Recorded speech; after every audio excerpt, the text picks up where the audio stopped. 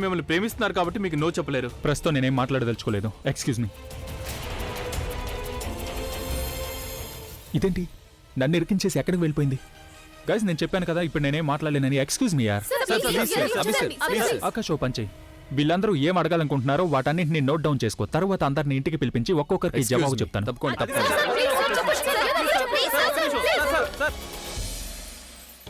నువ్వు ఇక్కడ ఉన్నావా లేదా? అవును, నేను ఇక్కడే ఉన్నాను.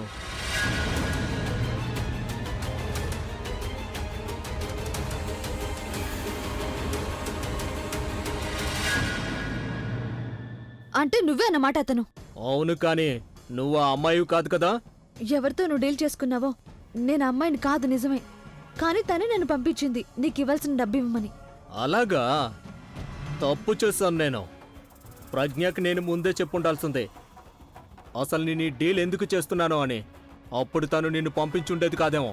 ఎవరికి వ్యతిరేకంగా నా దగ్గర ఆధారాలున్నాయో తానే స్వయంగా నాతో డీల్ చేసుకోవడానికి వచ్చింది. మంచిదే.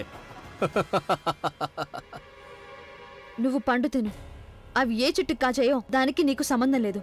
డీల్ నేను చేసినా లేక ప్రజ్ఞ చేసినా నీకు తేడా ఏముంటుంది చెప్పు? ఆధారాలన్నీ ఎక్కడ నేను నాకు అది చెప్పు చాలు. ముందు నాకు ఇది చెప్పు, డబ్బు ఎక్కడుంది? అది ఆ డబ్బు మొత్తం నా మనిషి దగ్గరుంది. మరో మనిషి ఎక్కడున్నాడు? ఇక్కడ ఎక్కడో ఉన్నాడు. మీరు కూడా ఇది తెలుసుకోండి మేడం. నా దగ్గర ఏ ఆధారం అయితే ఉందో అది నా కారు డిక్కీలో ఉంది. నా దగ్గర ఒక కారు ఉంది. ఇక ఇప్పుడు నువ్వు వెళ్ళి వెతుక్కో ఆ కారు ఎక్కడుందో అని. తమాషాగా ఉందా నీకు? దాన్ని మొదలు పెట్టింది మీరే కదా మేడం. నేను కేవలం చేశానంతే. ఆ వాచ్మెన్ నాకేం చెప్పాడంటే నువ్వు అలాగే నీ బాయ్ ఫ్రెండ్ అతని బిడ్డే కదా నీ కడుపులో పెరుగుతున్నాడు. నిజ జీవితంలో మీ ఇద్దరు బంటి బబ్లీలు కదా, చాలా తెలివైనదనివి. అలాగే నంబర్ 1 జిత్తులు మారివి నువ్వు. ఇప్పుడు ఎంతో కొంత తెలివి నేను కూడా చూపిస్తా. పిలు నీ బాయ్ ఫ్రెండ్ని. మంచి పని చేశాడు. ఇప్పుడు చూస్తాను నేను ఇతన్ను ఎలా తప్పించుకుంటున్నా. అలాగా అయితే తను లేకపోతే నువ్వు ఆధారాలు ఇవ్వవన్నమాట. డీల్ చేసుకోవడానికి ముందు నేను